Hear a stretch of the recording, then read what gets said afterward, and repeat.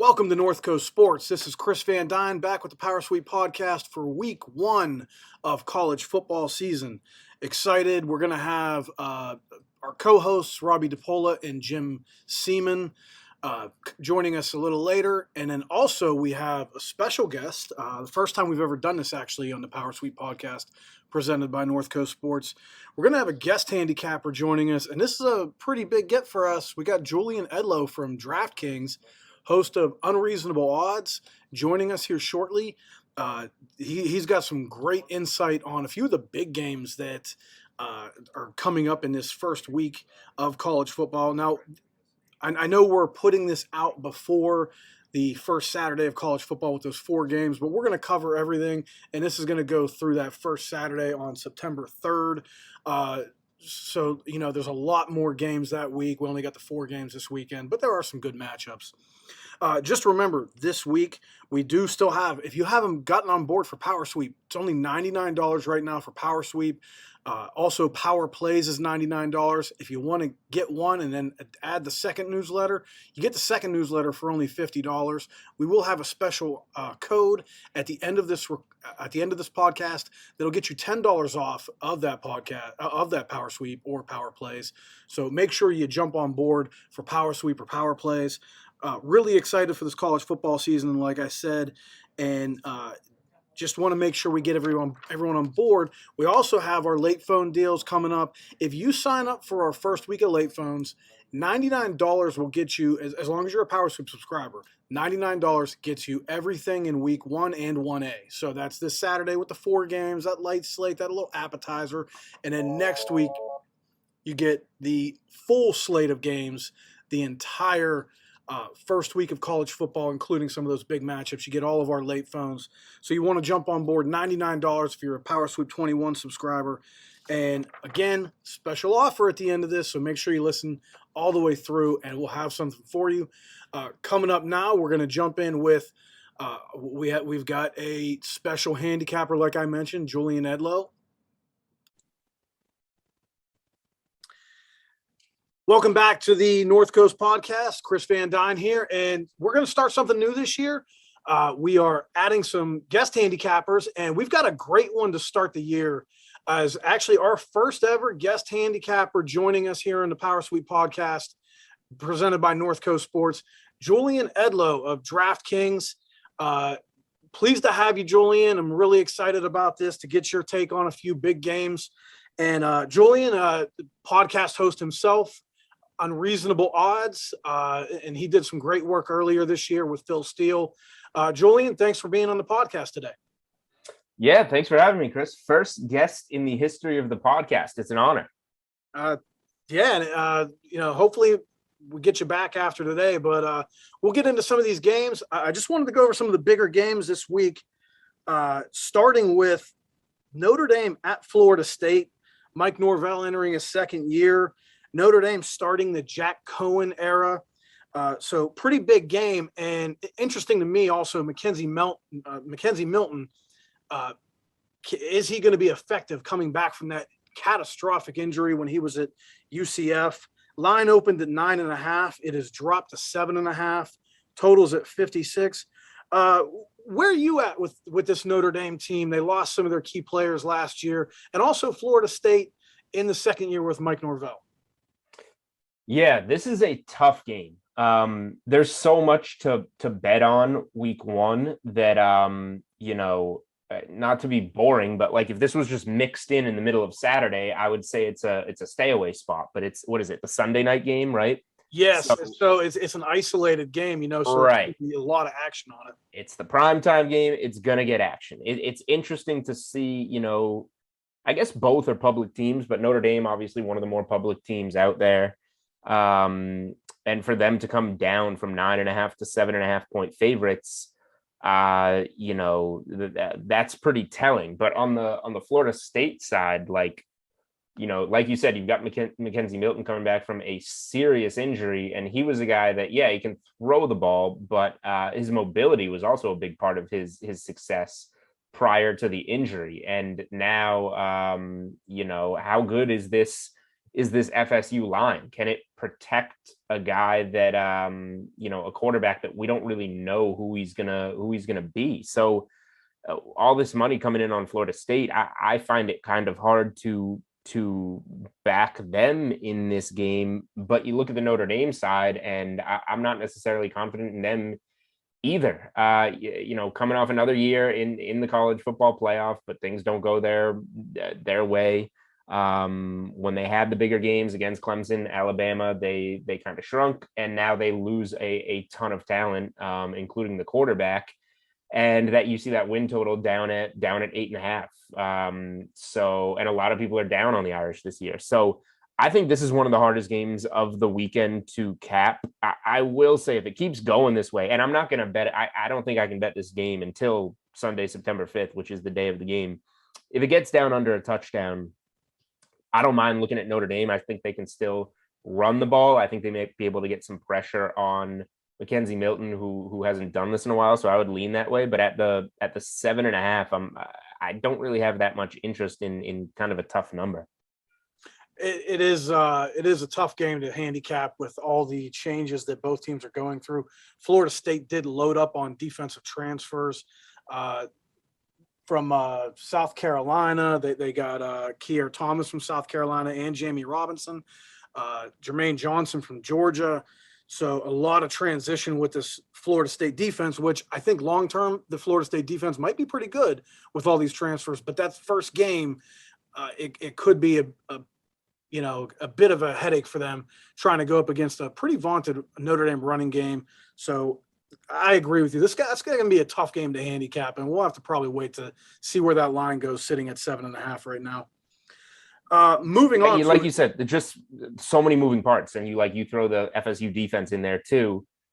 They got guys coming in, and it's going to be beneficial, but is it going to work right away? Like every unit on the field in some way, you can make the case is new, and we don't know exactly what it is. So, this is a really hard game to figure out which way it's going to go. It's going to be a great game to watch and learn from, though. Exactly. All right, moving on to another big game. Hard to believe this is not the primetime game of the weekend. Alabama versus Miami on a neutral field. As always, Alabama plays that opener in a neutral field.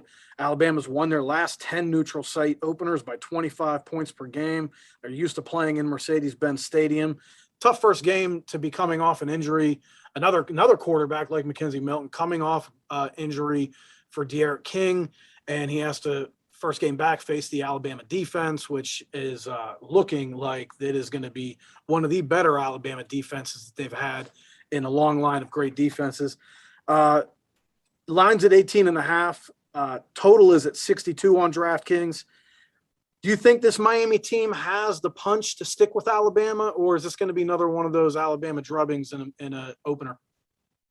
I don't think Miami has what it takes to stick with Alabama. And I'll admit, and I told Phil this on the Unreasonable Odds podcast, I am a Bama guy. They're just good, and they're good to bet on. So as long as you pick your spots and, back them in the right spots. So I think that there is this narrative kind of growing that Alabama isn't going to be the same this year. Either you believe that Alabama is good every year and should be the title favorite every year, or you kind of see the peaks and valleys that they have. Like, they just because they're favored, like, they generally don't win when they're favored coming into the year. And Saban's won back-to-back one time, right? He has one set of back-to-backs, I think. So maybe people are a little high on Alabama. Maybe they're not the best team in the country, specifically out of the gates, given some of the, changes, especially at offense. With just Mac Jones, always a chunk of the offensive line gone, Najee Harris, and then you got the receivers who both went in whatever it was, the top 15 or so of the draft. So ton of turnover. You always replace it with prospects. The huge, question mark is kind of like, what is the Alabama offense going to be? But I think we might be overlooking the other side of the ball. This Alabama defense is going to be one of its best yet. And we kind of forget, we've seen, all the points it takes in the SEC recently.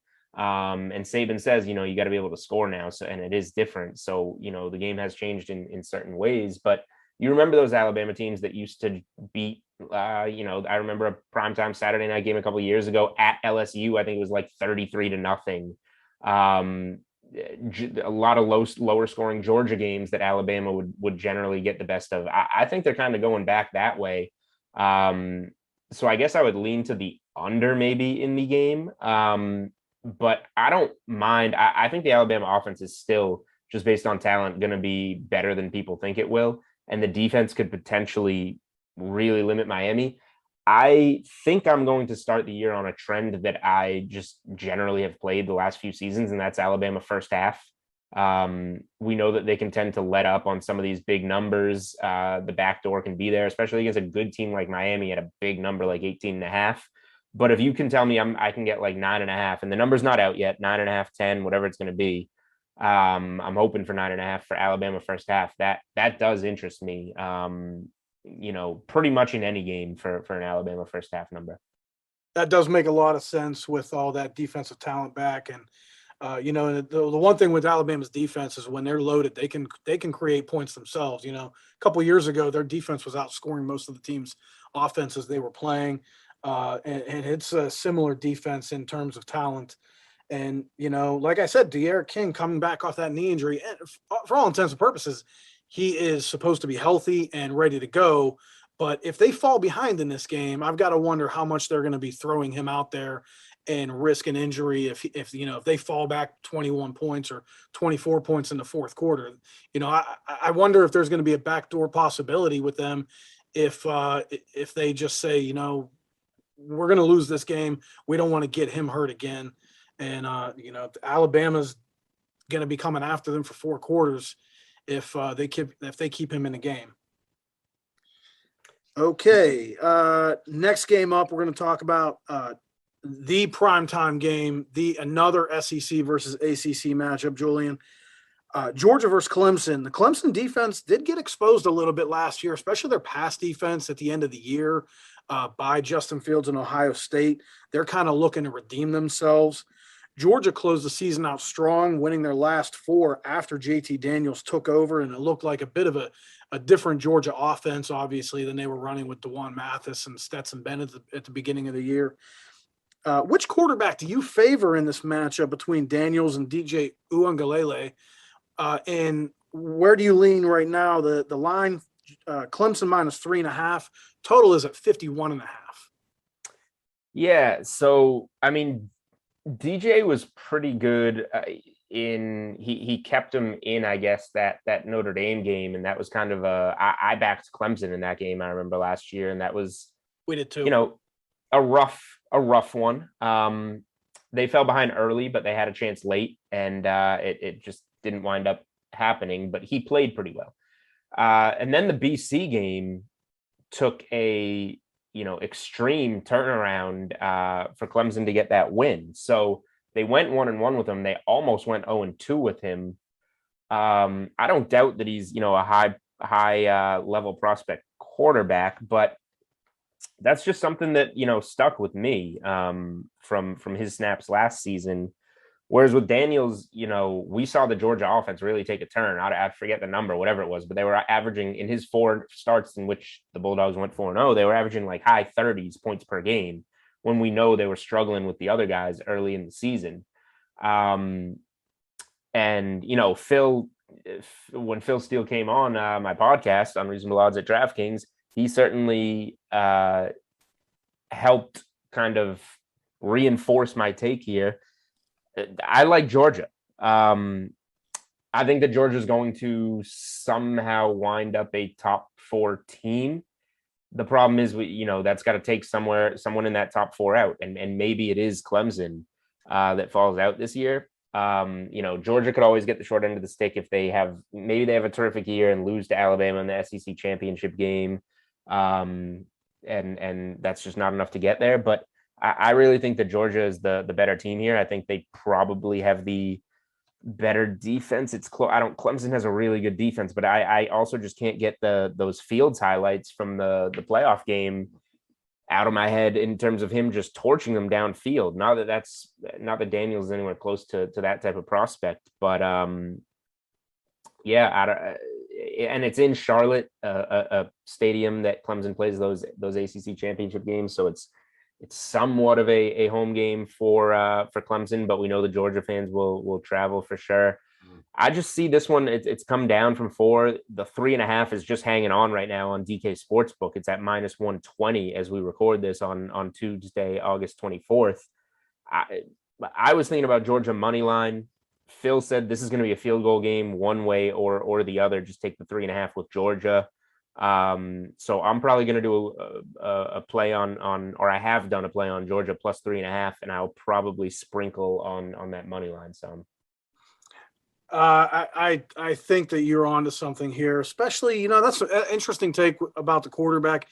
DJ, if you just look at the numbers he put up against Notre Dame, you get kind of wowed by, wow, he threw for over 400 yards, most yards Notre Dame ever gave up in a game. And, that also was a product of them, needing to come from behind. So there could be something there with the quarterback edge possibly going to Georgia. To your point also, 37.3 points per game for Georgia when they switched to JT Daniels. A lot of people were shocked, including myself, that they didn't do it earlier. And Georgia's defense is really good. Only gave up 20 points per game last year. They've got a lot back, especially in their front seven. Jordan Davis, the monster in the middle of that Georgia defense, running that 3-4. So, and Clemson's, another thing is Clemson's offensive line was very unimpressive last year. They despite having one of the best running backs in the country, they kind of struggled to run the ball at times. And this Georgia defense is very tough to run on, only allowed 72 rushing yards a game last year, which puts even more pressure on DJ. So very interesting take. And we're going to take a closer look at that game throughout the next week, see where that line goes, hoping it stays at 3.5. But definitely going to be excited for that game on Saturday night, Georgia versus Clemson. Looking at this first week of college football, the first full week of college football, as we approach, we got the first 4 games coming up this weekend, but, that first full slate, there's always some big upsets early in the season. Last year, the Sun Belt took a chunk out of the Big 12. Where do you see, or who do you have as a potential upset victim, or what a non-Power 5 team do you think could kind of surprise a lot of people and pull an upset as either at least a touchdown dog or maybe a double-digit dog? Yeah. So to be honest, and not that they're a big underdog, Georgia is my favorite underdog, I would say, if you want to bet anybody on that week 1 money line. But obviously we gotta give the people a little something else here. So I think the most fun kind of game to try and figure out is Texas and Louisiana Lafayette, right? Yeah. They come out one spot apart in the top 25 rankings, which obviously a lot of people have their disagreements with, and bookmakers disagree with it because the spread here is 9, but it's come down. I think it was 10, right? Yes. This one was 10. I saw it at 9.5. It's now at 9 on DraftKings Sportsbook. Totals 58. Raging Cajuns plus 250 on the money line. I don't really know what Texas is going to be this year. It's a huge question mark. They might be really good. They might go over their win total of 8. They might go 9-3, go 10-2. They probably won't, but they, got a new coach in there. They're going to mix things up and potentially be a very good team. But this one's already moved. I would have loved to have gotten it at 10. But it's obviously that number's gone, but this game really intrigues me, and I think getting over a touchdown makes some sense with a team that kind of has been good in the past and has some experience. Yeah, and they obviously have done it before. Louisiana last year pulled the upset at Iowa State, another Big 12 team was part of that. The downturn of the Big 12 at the beginning of the season. when the Cajuns upset the Cyclones, and then as you turn around and see what Iowa State did by the end of the year, that win for Louisiana got more impressive and more impressive as the year went. Right. And that was a ranked Iowa State team at the time that Louisiana beat 31-14. There was some kick return touchdowns in that game that kind of made the score a little bit deceiving, but yardage-wise, the game was nearly even, and Louisiana hung right in with them. They've got their quarterback returning in Levi Lewis, who put up good numbers. All their receivers are back, as well as pretty much their entire defense. 10 starters are back on defense. So really exciting year for Billy Napier and the Cajuns. And I definitely agree. That is an intriguing game. Texas is a hard team to read this year.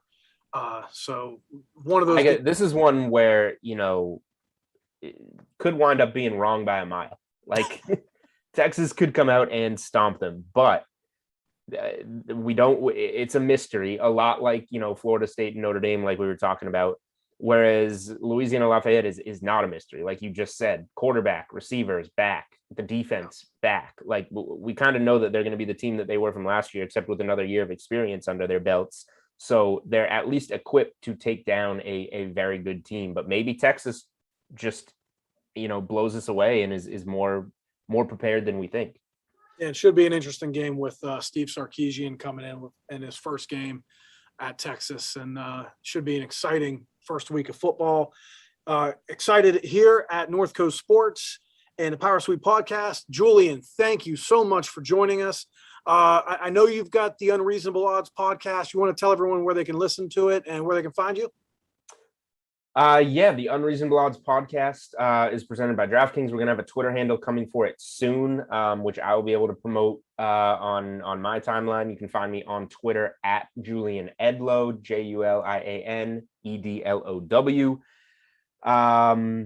We're gonna have a lot of upcoming Monday and Thursday shows for NFL. We're gonna try and sprinkle some college football shows in throughout the season as well, and can find a ton of right now mostly futures content, but then kind of best bets throughout both college and NFL football season. You can find those from me and some of our other writers over on the DraftKings playbook. That's awesome. Can't wait to get DraftKings in Ohio, man. We talked about it earlier. We need it here. It's growing. It's growing state by state. We'll get there. Yes, absolutely. Well, thank you again, Julian, and hope to have you back soon. Good luck on your college football season as well as the NFL and everything else you got going on. Yeah, thanks for having me, Chris.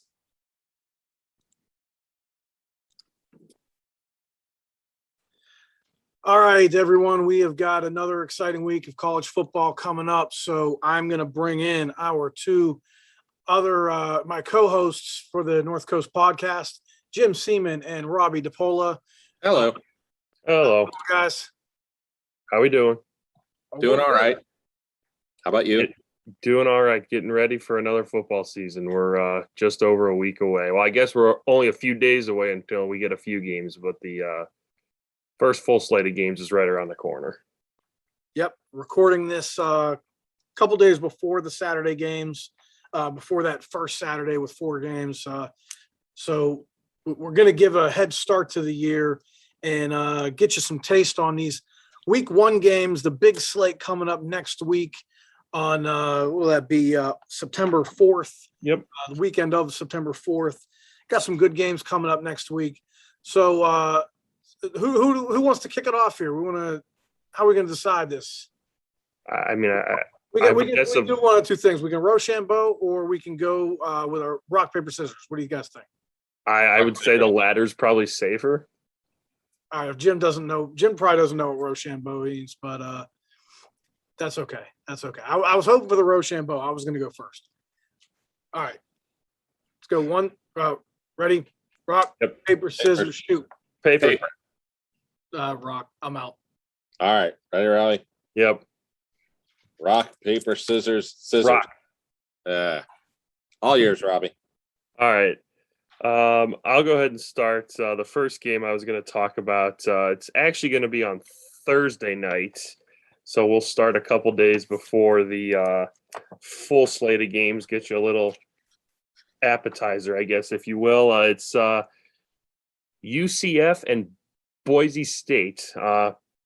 The Broncos are traveling for their first game of the season, but this isn't the first time they are traveling to Florida to open the season in the past few years. Back in 2019, Boise State actually traveled to Florida to play Florida State on the road and came away with the upset win there with freshman quarterback Hank Bachmeier getting his first career start where he threw for over 400 yards and led the Broncos to a win over Florida State. So they're used to the Florida heat. That's not going to come as a surprise. Another question you might have about they do have a first-year head coach, but it is a familiar face. Andy Avalos was the defensive coordinator there back from 2012 to 2018, and he did also play there, and he's also the fifth career leading tackler all time there. Just a little fun fact there for you. So they do have a first year head coach, but he is familiar with the program, so that's not going to be a surprise there. They're used to the heat in Florida. They've played in it before. They have an experienced set of quarterbacks. They have an experienced running back. They have an experienced set of receivers, 8 starters back on defense. And those starters on defense and that whole defense is going to get tested against a UCF offense that was lights out last year, led by quarterback Dylan Gabriel, who threw for over 3,500 yards last year. If you guys remember, UCF was pretty beat up on the defensive side of the ball between injuries, opt-outs, what have you. Their defense wasn't very good. They gave up, I think it was almost 500 yards a game and like 33 points a game. They will be better. They do have some of those players back. They do add some players like Big Cat from Auburn. They do have a new first-year head coach as well, but he's been around. He's been around a few times. Gus Malzahn. So he's been in these type of games before, opening games. This is a pretty big game, I would say. But the line is UCF -6 at home, and that's kind of surprising to me. UCF is a good team, don't get me wrong, but I think the odds makers are selling the Broncos a little short here. Boise State, they aren't a road dog often, but they are 3-1 against the spread as a road dog since 2017. Gus Malzahn is under 500 as a home favorite against the spread for his career. This game to me seems like a toss-up. And with the Broncos getting 6 points on the road, I'll gladly take that. So my first pick of the season will be Boise State +6 on the road. Interesting talking about that Florida State Boise game a couple years ago, Robbie. That was supposed to be a road game for them, or that was supposed to be a neutral site, technically in what, Jacksonville? Jacksonville, and yep. Ended up moving it to Tallahassee. I think weather related or something. Yeah, and they played it at noon when it was like scorching hot. And the really interesting thing is that game, Florida State dominated that game in the first half, and you would have thought that Boise would have melted because of the heat, but it was actually Boise that played much better in the second half and controlled the game in the second half, and Florida State faded away. So they seemed to handle the heat a couple years ago, like you said, and I think it's a good play, Robbie. I think you're onto something there with Boise taking the dog on the road, but getting 6 points there. So definitely on board with Boise State. I agree, Robbie. All right, let's move over to Jim. I know you've got some Mac flavor for us. What do you got first for us? A little bit of Mac flavor. I'm going to start off with I kind of like Western Michigan +17 over Michigan. Now, of course, Michigan's going through some trials, and I think Michigan wins this game easily. But there's a couple of things. Now, they did just meet in 2018, and number 21 Michigan won 49-3. The only thing is what happened in 2018 is Michigan started off against Notre Dame and lost. So they kind of took their frustrations out on Western Michigan. This year, they're opening the season with Western Michigan, and they actually have a big home game against Washington on deck.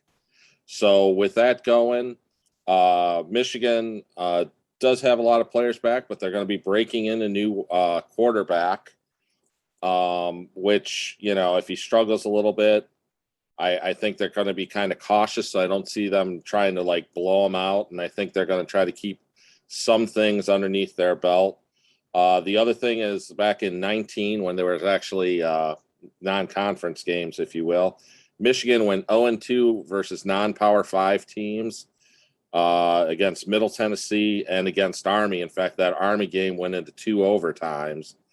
And Michigan was also 0-3 at home last year, but of course, last year's kind of you almost have to kind of throw that out. The other thing is with Western Michigan, their quarterback is back. They have 9 starters back on offense, 10 back on defense. Caleb Ellaby, he had an 18-2 ratio last year. Last time they played, they were actually trying to redshirt him, but he ended up having to play the last 5 games in 18 due to an injury. So he had to burn his red shirt anyway. But so this is going to be his first crack at Michigan. They still have their top running back. And I just have a feeling here is if Michigan does win the game, they're not going to be trying to put up big points at the end. And I think that gives Western Michigan, who's one of the top teams in the MAC, especially with their quarterback back, who is an outstanding quarterback, getting some NFL talk. And I really think they have a shot to keep it in, especially you always have those in-state games. And like I said, last time they played, Michigan was angry. This time, I think they're going to be looking ahead. And I think 17 points is just a bit too much to lay to a very good Western Michigan team. Yeah, and apologies to our good friend Justin Spansky, friend of the podcast and friend of North Coast Sports, former employee also. Big Wolverines fan. He's gone through some frustrations himself with these Wolverines. And I just think with that big game, like you said, they got Washington on deck, and that's going to be interesting to see how that plays out. Really excited to see some of these MAC teams, see how they play. And I think there's a lot of good quarterbacks in the MAC. We'll be talking about a couple more, I think, at some point in this podcast. Right, Jim? At least one. Okay. All right. I'm going to go to CUSA. I've got Southern Miss -1.5 at South Alabama. This is a revenge play with the Golden Eagles. Last year, if you recall, they opened the season with South Alabama. Again, we were actually on South Alabama and getting 13.5 in that opener. And South Alabama came out and dominated, won the game by 11 outright. So big upset there. Southern Miss suffered in the opening game of the season. And then the wheels fell off. Their head coach resigned that week, Jay Hobson. They ended up promoting an interim. The interim resigned before the end of the year. They had to promote another interim. By the end of the year, they had hired a guy. I'm a big fan of this hire, Will Hall, the former offensive coordinator at Tulane, that has been a Division II head coach at West Georgia and West Alabama, led both of those teams to playoff appearances, was in 56-20 as a head coach there. It's Division II, but he has some head coaching experience and did a great job at Tulane as the OC the last couple of years. Southern Miss was a team that was thought of as one of the better teams in the CUSA West last year going into the season. They had 2 of their best players opt out. One of those guys is back in linebacker Santrell Latham. So they've got a lot of experience on defense with 9 starters back. And they were a much better team than they showed last year. That was just so much turmoil. And they've got some playmakers on offense with Frank Gore Jr. returning. Rushed for 708 yards and almost 6 yards a carry last year. A lot of speed and size on the outside. Some guys over 6 foot, especially 6'3", Jason Brownlee. And the quarterback, I think, is interesting. Trey Lowe, transfer from West Virginia, played a little bit last year, played well at the end of the year, and a little bit of a running quarterback. So fits that kind of the offense that Will Hall had at Tulane. I think the Southern Miss team was a much more talented team than we saw them perform at last year. And I think that they're going to have a big bounce back season. I'm not going to say big, but I think it's a team that's going to go to a bowl game. I think Southern Miss will be a bowl team, and they're going to get it started, winning on the road, getting revenge in a game. They're going to be hungry for this one, man. South Alabama, we talked about it, Robbie. I think they're a good team. I think they're on their way up, but they also have a first-year head coach. And I just think that Southern Miss is a little bit more talented. But interesting to see South Alabama does have Jake Bentley transfer from South Carolina and Utah. Didn't win the job at Utah last year, so he ended up coming here. He's had some knee issues in the past. So good game overall. I do have Southern Miss winning this game by 7, though. I like the revenge factor here. All right. Robbie, I know another big game going with a Power 5 versus Group of 5 that you're looking at. What do you got here? Yeah, so speaking of games that we didn't see eye to eye on. No, but that's okay. And we for people who are listening, we met today and went over who we like and all that for this week. And yeah, there weren't many, but there were a few, and we just happened to talk about a couple of them here. One that I particularly like, as of recording, San Jose State is plus 15 at USC. Now, if this were a year ago or 2 years ago, or I mean, we've all said it, this would be at least a 3-touchdown line, if not more. But San Jose State had a remarkable season last year. They go 7-0 in Mountain West play. They win the conference. Then, unfortunately, they had a COVID outbreak hit them at the wrong time, and they weren't able to bring a bunch of players and staff to their bowl game, and they lost that game pretty bad. But overall, a remarkable season. The job that Brett Brennan has done at San Jose State is pretty remarkable. I mean, this team was pretty down. I mean, even the first couple years he was there, the team wasn't very good, but they stuck with him. He built the team the right way.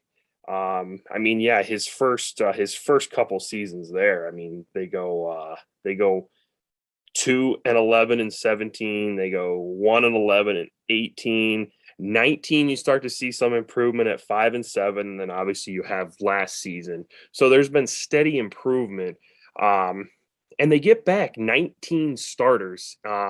And they bring back Nick Starkel, who played very well last season. He threw for over 2,000 yards in 8 games, 17-7 ratio, hit 64%. The only big loss really for San Jose State is they do lose their top 2 receivers, but they do have talented yet unproven guys back. But Brett Brennan didn't seem to think that was as big of an issue as people were making it out to be. And they also bring back a Mackey semifinalist in Derek Deese, so he'll probably be the featured target on offense this year, if I had to guess. San Jose State also brings back 10 starters on the defensive side of the ball, including the Mountain West Defensive Player of the Year in D-end Cade Hall, who had 10 sacks last year. They have another defensive end who had 6 sacks, ton of talent, ton of experience, ton of depth. USC, though, also, I mean, not going to lie. I mean, even though it's plus 15, you do worry that USC catches fire and ends up pulling away. But I just don't think that's going to happen from kind of what I talked about with the experience factor that San Jose State brings. Not to mention, USC does have a conference game on deck against Stanford, though I don't think USC is going to overlook San Jose State as they might have in the past. Brennan also said, even I was watching on Twitter last night, he put out the football team account put out a video of him speaking to the team saying, guys, people aren't going to overlook us. We're going to get every team's best shot. So he is getting them ready, and he knows they're going to get every team's best game when they step on the field. USC, though, brings back 16 starters, 8 on each side of the ball. They have Slovis at quarterback. They do lose a couple of talented receivers, but of course we know USC just reloads at that position as they do at most positions. They bring back 8 starters on defense, as I mentioned. So it's not going to be easy. They're going to be on the road. There's going to be a lot of fans there in attendance. It's just, I believe in this San Jose State team. I think they can keep it close. Plus 15. If it gets under 2 touchdowns, then I'm a little more worried, but I'm not sure it will. So, but right now at plus 15 for San Jose State, I will gladly jump all over that, and I'll take the Spartans to cover that line. Well, one interesting thing we did look at earlier, Robbie, was that USC has struggled in the past in their opener. In fact, they haven't covered their last 5, and some of those were big lines. They didn't cover in 17 against Western Michigan, didn't cover in 18 as a 26-point favorite against UNLV, or 19 in a bit of a similar spot against Fresno State when they were 13.5-point favorite. Yeah, and on by 8. Not to mention, I did forget to say that USC is just 7-12 against the spread as a home favorite since 2017, and they're also just 3-9 against the spread the last 3 years as a double-digit home favorite. Meanwhile, San Jose State is 9-3 the last 3 years as an away dog. So those records kind of indicate USC doesn't always perform their best, at least against the spread, when they're a big favorite at home. And San Jose State in the past, Brennan's gotten them up for these big games and has kept them close. So I expect that to happen again. Makes sense. Yeah, we didn't see eye to eye in that game, but I definitely see your points, and I have a lot of respect for Brent Brennan and how he has done at this San Jose State. At San Jose State, which doesn't have a great winning tradition, but he's turned it around pretty quickly. All right, Jim, going back to Maction. You love your Maction, man. What do you got for us now? Well, I do. I'll admit it. What I got is I'm kind of looking at Central Michigan plus 13 over Missouri. And the whole thing is you go, okay, they're playing an SEC team. Missouri actually has a SEC game on deck. They play at Kentucky. They're coming off a year where their 3 top quarterbacks combined for a 9-6 ratio. They're also one of the least experienced teams. Now, most of the teams, they're bringing back a lot. Like Central Michigan's bringing back all 11 on offense, 9 starters on defense. They're the 18th most experienced team. Missouri is bringing back 8 on offense, 6 on defense, and they're all the way down at 92 on the experience level. You also have Jim Mcelwain, who returns to the SEC. He was, of course, the head coach at Florida from 15 to 17, and this is returning to the SEC. So, you know, he's going to have a little bit of in the game. They do play LSU later, but I mean, to be honest, I'm thinking he's going to kind of look at this game as one that they can better compete than compared to LSU. In 19, they only lost to Miami of Florida 17-12, and they were plus 30 points.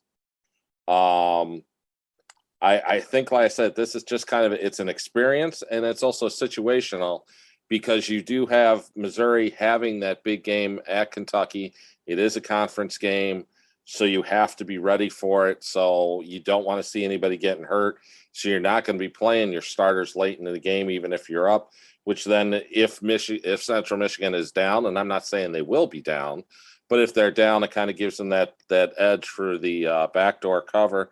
And I mean, they're actually 3-1 ATS against their last 7 games against the SEC, and they're actually 6-1 ATS in road openers, including outright wins against Purdue, Oklahoma State, and Kansas. So I mean, it's always a team that's a threat. They're a talented team, and I like the spot for them here against Missouri. And like everybody else in college football, they have a Power 5 transfer at quarterback in Jacob Sermon. Interesting to see how he'll do. Highly, highly recruited kid out of high school. Yeah, and you got the Colonials of Robert Morris next week for Central Michigan, so you're going to put a lot of stock into this game. You know you can win that game regardless.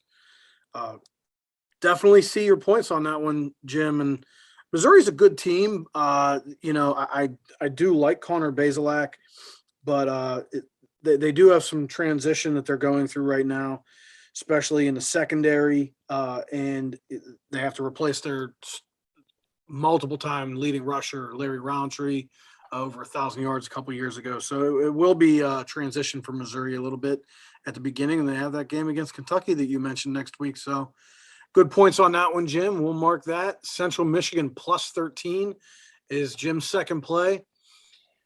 All right. That for us, Chris. I am going to the ACC, and I'm going to go with the North Carolina Tar Heels minus 5.5. Seems that I'm the only one that likes chalk this week. I just noticed that. I'll go with North Carolina minus 5.5 at Virginia Tech. The first reason is I think North Carolina has the obvious quarterback edge. Sam Howell coming back for what is likely his last year in college football. Traveling to Blacksburg, admittedly a tough place to play. But, when we think about this North Carolina team at the end of the year, they had all those guys sitting out the bowl game against Texas A&M. Their two top receivers that both had right around 1,000 yards. They had their top two running backs, which is like the most dynamic running back duo in possibly ACC history. And Michael Carter and Javonte Williams both sat out the game. One of their top tackler sat out the game. So 5 key players in North Carolina sat out that bowl game. And yet in the fourth quarter, they were beating Texas A&M, a team that was highly regarded, by 7 points. So they ended up losing that game, but it was a deceiving final score, luckily for us, because it was our bowl game of the year. We'll admit we got lucky on that one because A&M took the lead and then got a long touchdown run with just a couple minutes left that kind of shocked us. We couldn't believe it happened, but gave us the cover, which we'll take. You gotta have some luck on your side sometimes. Yeah, sometimes the breaks got to go your way, not just and that was one of them. But admittedly, I think we all agree North Carolina kind of outplayed Texas A&M. They played better than we thought. Yeah, for about 50 minutes in that game. Yeah, about 3.5 quarters. Yeah, so I look at Virginia Tech on the other hand. When they had Raheem Blackshear last year, I'm sorry, Khalil Herbert, the running back. When they had him in the lineup last year, they were 5-1 straight up and 4-2 ATS. I should say when they had him in the lineup and when he was successful, when they were able to run the ball with him, they were 5-1 straight up, 4-2 ATS. And those are games where he went over 100 yards. When he did not top 100 yards, they were 0-5, straight up and ATS. Their offense really struggled when he couldn't get going. And I don't think they have a running back that's quite like him. Raheem Blackshear, the transfer from Rutgers, he's a nice running back, but he's not Khalil Herbert. Other than that, it's going to kind of go back to, if you remember before last year, Virginia Tech was always that Justin Fuente model of like 6 different running backs. You never know who's going to be the leader. They're running back by committee every year. Last year was the first year, I believe, that Fuente ever had a 1,000-yard rusher. And the other thing that I'm looking at with Virginia Tech is the defensive line took some major hits in the offseason. Just recently, they've had practically a large group of second and third string guys and a starter that have either left, went in the transfer portal, all on the defensive line. So they're not deep at defensive line at all, going against the North Carolina offensive line that absolutely mauls teams. If you recall, the last time we saw North Carolina play an ACC game, they ran for 554 yards against Miami. That's not a total offensive number. That is their rushing number for that game. They averaged a first down per carry, 10.1 yards per carry in that game, 554 rushing yards.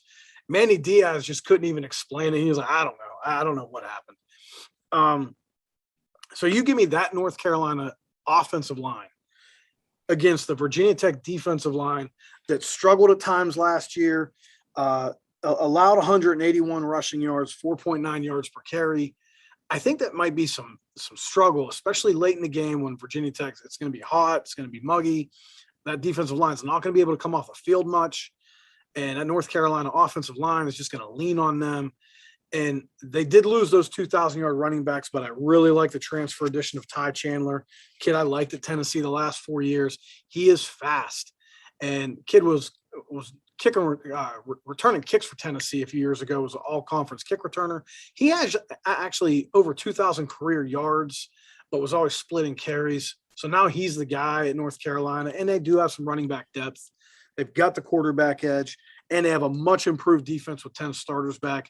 Give me the Tar Heels laying 5.5. I think they'll wear down Virginia Tech and win this game between at least 11 points. I'm thinking they win it by 2 touchdowns, though. All right, let's kick over. We're going to each give a totals play. Robbie, I know you've got a totals play, one we both liked. What do you got? Yeah, so for my totals play, I'm going to go to the Big Ten. It's so hard to judge these teams before we've ever seen them play. You can only look at computer numbers so many times and analyze it so many different ways. But just looking at this matchup between Indiana and Iowa, the total is admittedly pretty low. It's 46 as of the recording of this podcast, and I will come out and admit right off the top, this game, the last 4 of the last 5 meetings have gone over the total. They haven't met since 2018, so it has been a few years since they've met.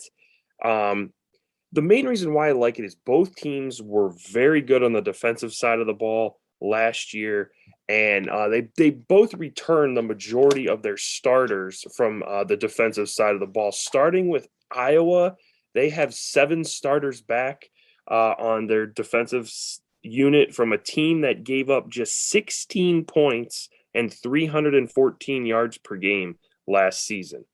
And they held opponents to 69 yards per game under their season average.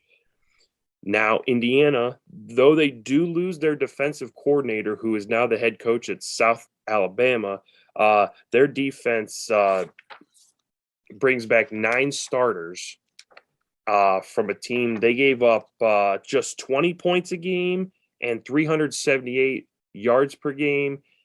And they were +8 in turnovers. They were very fortunate in the turnover battle last season. You got 2 defensive teams.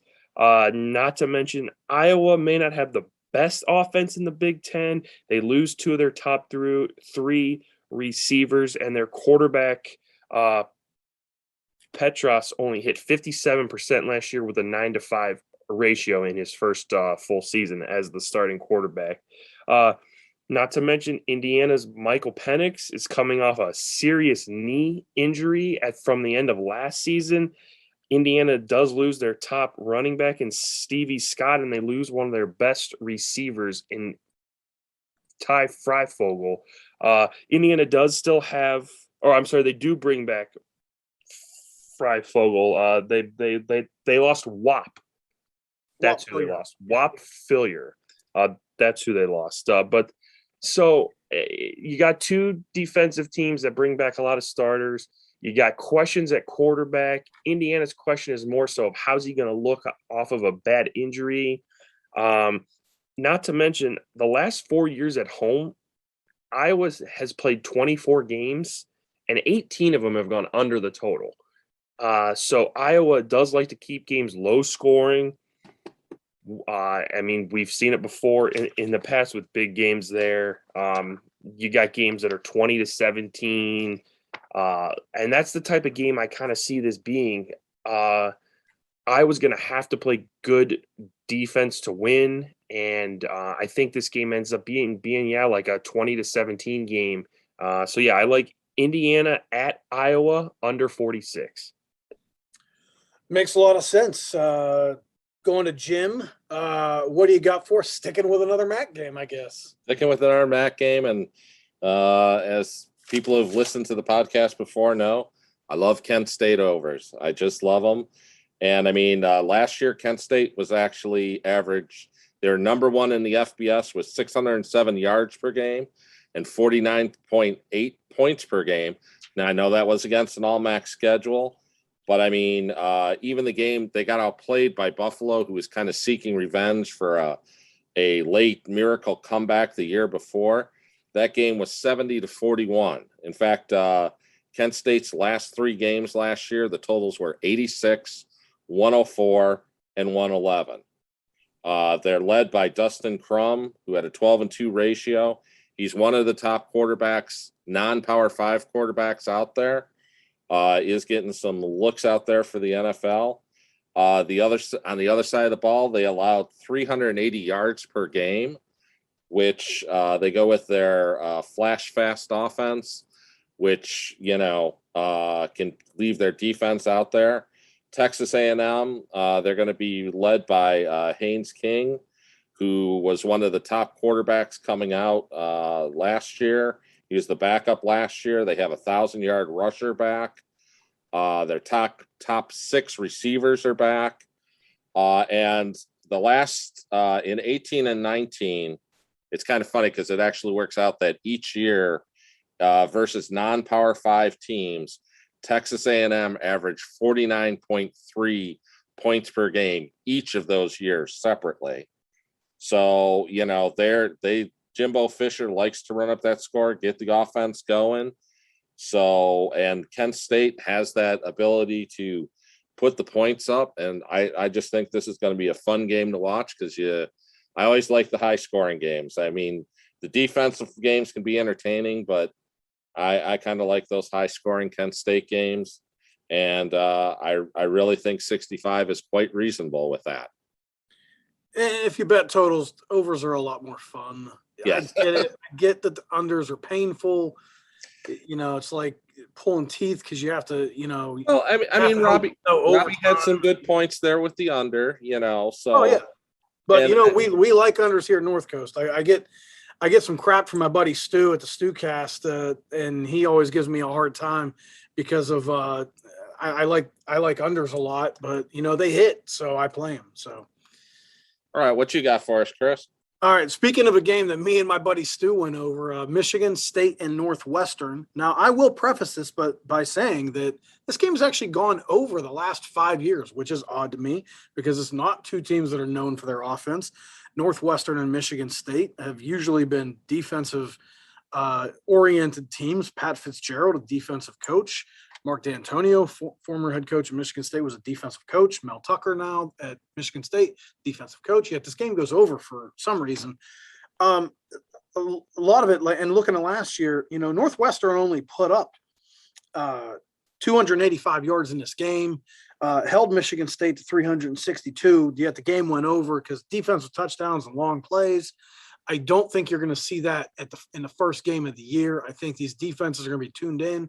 They don't normally play this early in the season either.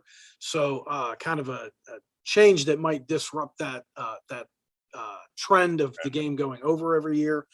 I think that this Northwestern team is going to struggle to score offense. They named Hunter Johnson the quarterback, highly recruited out of Clemson, but he has really struggled. Originally went to Clemson, transferred to Northwestern, started some games here, but in the last couple of years, 5 starts, but really struggled. Only 46% completions, 1-to-4 ratio in his time at Northwestern. I just think they're going to struggle to score, and their running back, Cam Porter, is out for the year. So they're going to have to look for a new running back, possibly Andrew Clare, the transfer from Bowling Green. We get another Bowling Green reference in there for our buddy and coworker Matthew. After that, not a high-flying passing game. They lose their top 4 receivers from last year. They lose their quarterback. They lose 3 of their top 4 rushers. Defense has some guys to replace, but Pat Fitzgerald's a defensive guy who will replace those guys. Michigan State, on the other hand, they do have some guys to replace as well, and they're going to have to break in some transfers on both offense and defense. But I just think that Northwestern is going to try to win this game with defense. Michigan State's going to have to, match that defensive pressure. And Michigan State was competent on defense last year at the end of the year. or at the beginning of the year. They tailed off at the end of the year, but that was against Ohio State, Penn State.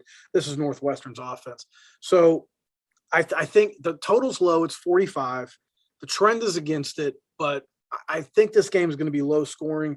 I jokingly said this is going to be a 3-0 game. I don't think it'll be that low scoring, but neither quarterback really inspires me. Anthony Russo, it looks like he is going to be the starter, I believe, at Michigan State. Also in competition is Peyton Thorne, who has not been anything impressive. Russo was a Temple transfer. Just I think two teams are going to be better on defense this year, and they'll match up early in the year. The offenses won't be on board yet, so I'm going to say under 45. So we're going 2 Big Ten unders, and Jim loves that Kent State over. He wanted to pick Kent State outright over A&M, but I told him he didn't want to do that. No, he wanted to pick Bowling Green over Tennessee outright. Yeah, that was just a dig at me. All right.